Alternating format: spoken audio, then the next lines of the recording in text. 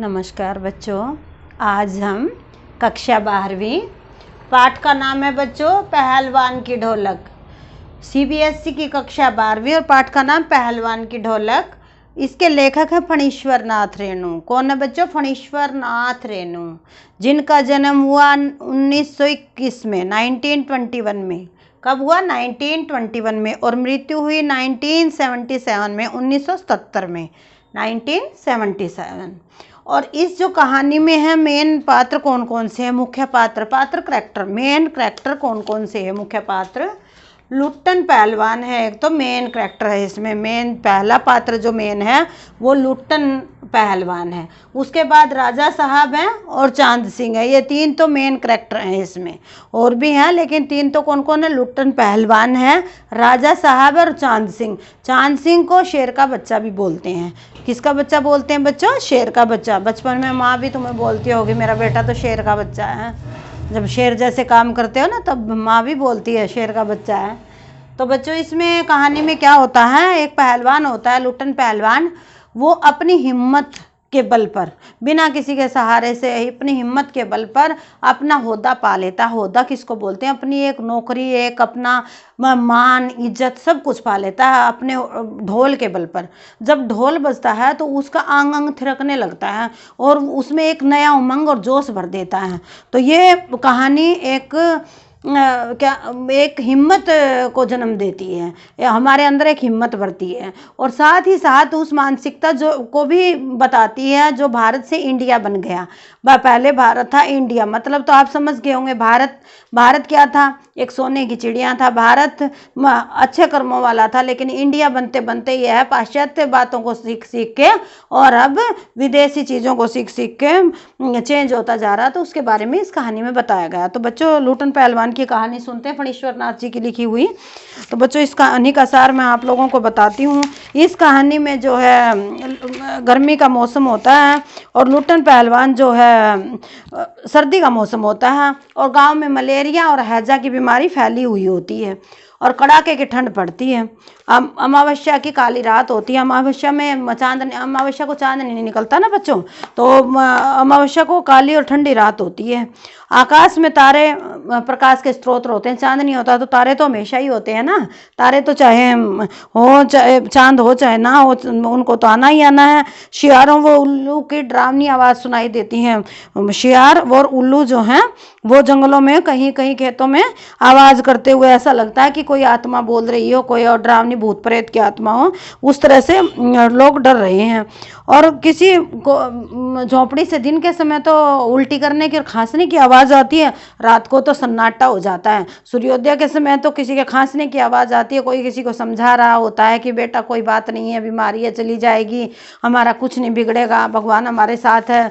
एक दूसरे को ढांढस बंधवाते हैं, एक दूसरे को हिम्मत देते हैं। और रात के समय तो ऐसा सन्नाटा हो जाता है कि सब कुछ खत्म हो गया है, अब कुछ नहीं बचा है, सिर्फ सियार और उल्लुओं की आवाज़ ही चारों ओर दिखाई देती है। और ऐसा माहौल होता है कि अब इस गांव में कुछ नहीं बचा है। और इस सारे माहौल में सबके दिलों में हिम्मत भरने वाला कौन होता है? लुट्टन पहलवान होता है, जो सबके दिलों में अपने ढोल से, वो शाम होते ही 6:30 बजे संध्या के टाइम वो ढोल शुरू कर देता है और सुबह 4 बजे तक उसका ढोल बजता है। जब तक प्रातः मंदिरों में आवाज़ें नहीं आने लग जाती तब तक वो लोगों को हिम्मत देता है। और हिम्मत देते देते सभी लोग उसका खुद का हौसला तो बढ़ता बढ़ता ही है, वो पूरे गाँव को भी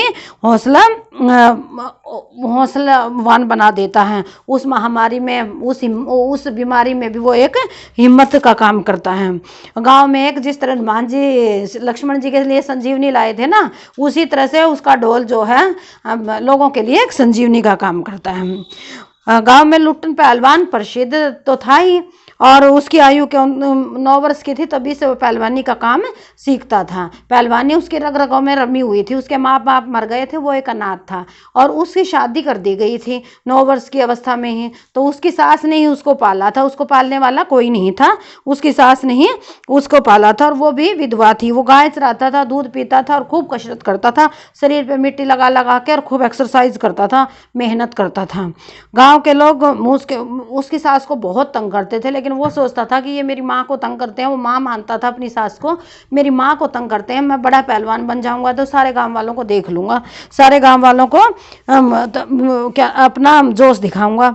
एक बार जो है लुटन पहलवान में श्यामनगर में चला जाता है और वहाँ दंगल होता है। दंगल क्या होता है बेटा, जहाँ कबड्डी का कुश्ती का मैच होता था ना गांव में, वहाँ लोग इकट्ठे होकर के और बोली लगाते थे। बड़ी बोली 1000 की, छोटी बोली 500 की, उससे तीसरी 200 की, इस तरह से बोलियां लगती थी। तो उसमें जो है लोग खेलते थे जिनके को ज़्यादा जिनमें ज़्यादा योग्यता होती थी। तो गांव के लोग उसमें योग्यता नहीं समझते थे कि भाई इतनी योग्यता होगी, क्योंकि वो तो गांव का था, बिना दाव पेच के वो खेलता था, उसको तो दाव पेच नाम की चीज़ नहीं पता था। वो तो सिर्फ ढोल बजाता था और ढोल के जोश में आकर के जैसे ही ढोल की धुन बजती थी उसमें जोश आ जाता था।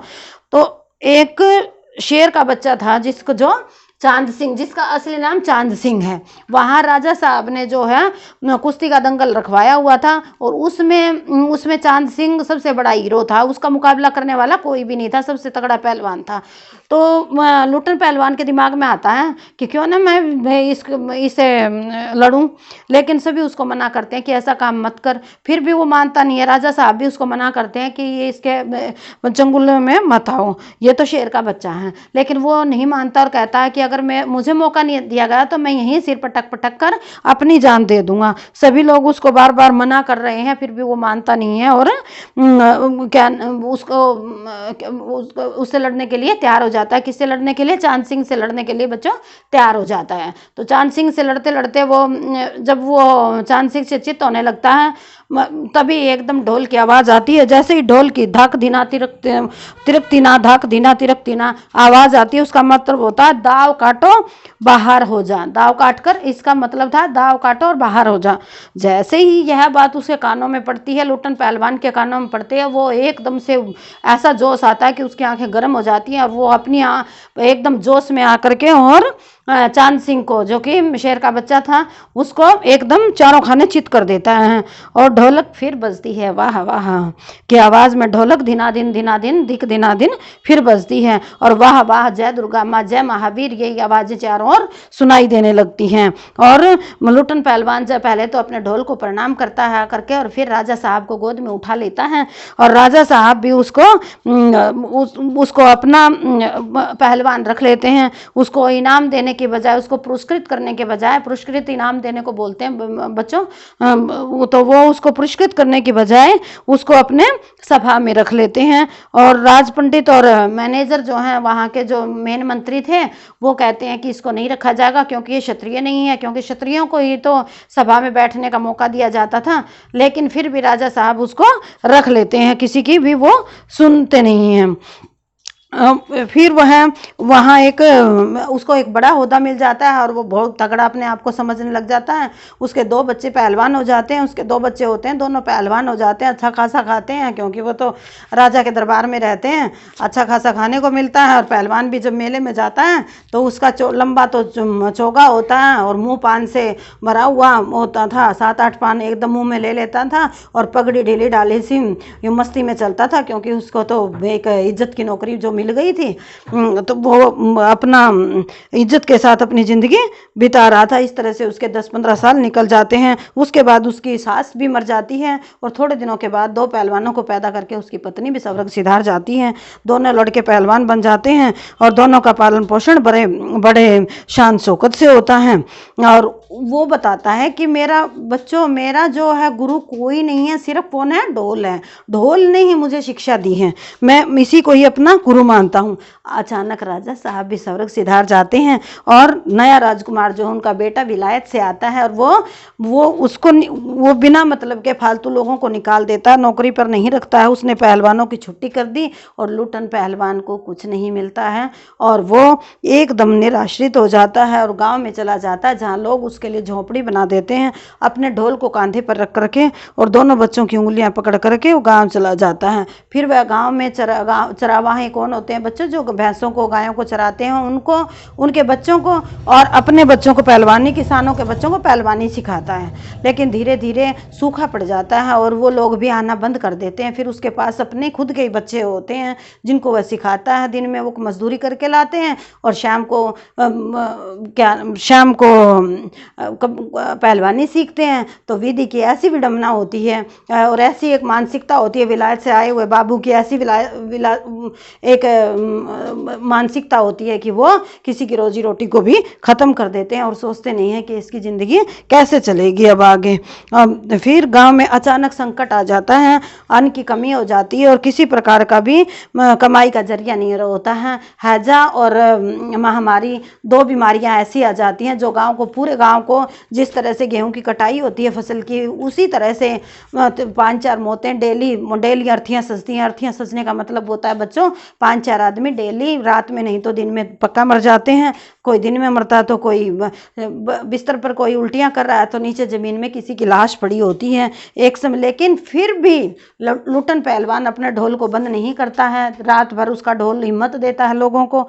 एक दिन ऐसा आता है कि लुटन पहलवान के दोनों बच्चों मर जाते हैं और दोनों बच्चे मरे हुए मिलते हैं। फिर वह दोनों बच्चों को अपना जो रेशमी जो उसको मिला हुआ था जांघिया, वह पहन करके श्यामनंद का जो रेशमी, राजा श्यामनंद ने जो रेशमी उसको जांघिया दे रखा था, उस जांघियों को पहन करके शरीर पर मिट्टी लगा करके अपने दोनों बच्चों को कांधे पर लाद करके और नदी में बहा कर आ जाता है और आ करके थोड़ी देर बैठ करके उसके बाद फिर ढोल बजाना शुरू कर देता है, क्योंकि उसको तो उस गांव के लोगों को हिम्मत देनी थी, अपने अंदर भी हिम्मत भरनी थी। 5 दिन बाद फिर वह भी चित पड़ा हुआ मिलता है, पेट के बल लेटा हुआ मिलता है। तो उसके शिष्य जब सुबह लोग पूछते हैं कि रात को तो ढोल की आवाज़ नहीं आई, तो सुबह उसके शिष्य बताते हैं कि वो तो स्वर्ग सिधार गए हैं। लेकिन उनका मन था, उन्होंने अपने शिष्यों को बोल रखा था कि जब मेरा अंतिम संस्कार हो तो मेरे अंतिम संस्कार के समय ढोल बजना चाहिए और मुझे चित लेटाना नहीं है। चित का मतलब होता है बच्चों कमर के बल नहीं लेटाना है, मुझे पेट के बल ही चिता पर लेटाया जाए, क्योंकि मैं कभी ज़िंदगी में किसी से चित नहीं हुआ हूँ। अर्थात मैंने हार जिंदगी में नहीं मानी है, मैंने दूसरों को ही हिम्मत दी है। चाहे मैं रोजगार पर था, बिना रोजगार के था, मैं चाहे मेरी बीवी मरी, चाहे मेरी सास मरी, चाहे मेरे बच्चे मरे, चाहे मेरे गांव के आदमी मरे, फिर भी मैंने हिम्मत नहीं छोड़ी। इसलिए मुझे चित नहीं लेटाना, मुझे पेट के बल लेटाना और संस्कार के समय, अंतिम यात्रा के समय ढोल जरूर बजना चाहिए। तो शिष्यों ने ऐसे ही किया। तो बच्चों, आज की मानसिकता के ऊपर व्यंग्य किया गया है और एक आदमी की हिम्मत। इस कहानी से हमें 2 मेन शिक्षा मिलती है कि एक इंसान की हिम्मत और दूसरा आज की मानसिकता ये नहीं देखती है कि इंसान रोजी रोटी कहाँ से खाएगा। तो बच्चों, आपको ये जो कहानी है समझ आ गई होगी। इसके जो मेन क्वेश्चंस हैं मैं आपको बता देती हूँ। लुट्टन पहलवान ने क्यों कहा कि मेरा गुरु मेरा ढोल है? लुट्टन पहलवान ने क्यों बोला था कि मेरा गुरु मेरा ढोल है? लुट्टन पहलवान ने किसी से दीक्षा नहीं ली थी, किसी से शिक्षा गुर नहीं सीखे थे। गुर का मतलब दाव पेच नहीं सीखे से थे पहलवानी के। उसने जो दाव पेच थे वो सिर्फ ढोल ही उसको हिम्मत देता था और जैसे ही ढोल बजता था उसको अपने आप ही दाव पेच आ जाते थे। तभी उसने कहा है कि ढोल ही मेरा गुरु है। तो दूसरा क्वेश्चन, ये क्वेश्चन समझ आ गया होगा बच्चों। दूसरा क्वेश्चन है, गांव में महामारी फैलने और अपने बेटों के मरने पर भी लुट्टन पहलवान ढोल क्यों बजाता रहा? गांव में जो बीमारी भी फैल गई थी और उसके दोनों बेटे भी मर गए थे, फिर भी वह ढोल क्यों बजाता था? तो बच्चों, कहते ही समझ आ गया होगा ना, आप लोगों ने भी तो पूरी स्टोरी समझ ली होगी ना। फिर भी मैं बता देती हूँ। वो लोगों की हिम्मत के लिए और अपनी खुद की हिम्मत के लिए सारी रात ढोल बजाता था। 6:30 बजे से लेकर के सुबह 4 बजे तक वह ढोल बजाता रहता था, जिससे कि लोग महामारी के समय डरे ना, घबराए ना और उनमें एक स्वाभिमान, एक हिम्मत बनी रहे, ताकि वो अपनी ज़िंदगी को जी सके। और वह खुद भी अपने आप को प्रसन्नचित्त रखने के लिए ढोल बजाता था। अभी तीसरा क्वेश्चन है बच्चों, ढोलक की आवाज़ का पूरे गांव पर क्या असर था? ढोलक की आवाज़ से क्या असर होता था पूरे गांव को? तो जैसे ही ढोलक बजता था रात को, शाम को जैसे ही बजना स्टार्ट होता था तो गांव के सारे लोगों में एक उमंग भर जाती थी, एक हिम्मत आ जाती थी। उनकी आत्मा हार नहीं मानती थी कि हमारी मौत निश्चित है। वो महामारी जब सारे गाँव को लपेटे में ले रही थी, मरने की सबकी तैयारियाँ थी, फिर भी जैसे ही ढोल बजता था तो सभी उमंग से भर जाते थे। सब में एक हिम्मत, एक जोश आ जाता था कि हम मरेंगे नहीं, यह बीमारी ढोल के दाव पेचों से चली जाएगी, यह अपने आप चली जाएगी, हम किसी को अपने साथ नहीं लेकर जाएगी। तो चौथा क्वेश्चन है बच्चों, महामारी के समय सूर्योदय और सूर्यास्त का ये जरूर आ सकता है बच्चों एग्जाम में। महामारी के समय जो है सूर्योदय और सूर्यास्त का क्या मतलब था? सूर्योदय और सूर्यास्त का महामारी के समय क्या मतलब था? सूर्योदय में तो क्या होता था, सारे लोग खांसियां करते थे, आवाज़ें आती थी, खाने पीने के बर्तनों की आवाज़ें आती थी, और उल्टियाँ कै करते थे। कै का मतलब उल्टी, हरियाणवी या हिंदी लोकल भाषा में खड़ी बोली में कै बोलते हैं उल्टी को, और वोमिटिंग इंग्लिश में बोलते हैं ना बच्चों। तो जब वो कै करते थे, उनकी आवाज़ें सूर्योदय होते ही आवाज़ें, लोग पानी भरते थे, आवाज़ें सुनाई देने लगती थी, और लोगों का चहचहाट, जैसे चिड़ियाएँ आसमान में बोलने लगती थी, उसी तरह से लोगों की आवाज़ें आने लगती थी। लेकिन सूर्यास्त के समय कैसा माहौल था बच्चों? सूर्यास्त के समय जैसे अमावस्या की ठंडी रात हो, सियार और उल्लुओं की आवाज़ ही सुनाई देती थी। ऐसा लगता था कि जो मरे हुए लोग हैं उनकी आत्माएं रात को आवाज़ें लगा रही हों और दुनिया को डरा रही हों। और वातावरण की निस्तब्धता मतलब होता है बिना आवाज़ के सन्नाटा था, एक किस्म का सन्नाटा था। झोपड़ी से किसी तरह की कोई रोने की आवाज़, और कुत्तों की आवाज़ रोने की आती है। कहते हैं कि कुत्ते जब रोते हैं जब कोई मरने वाला होता है, तो रात में जब पूरी रात कुत्ते रोते थे तो लोग डरते थे कि अब किसकी तैयारी है, अब किस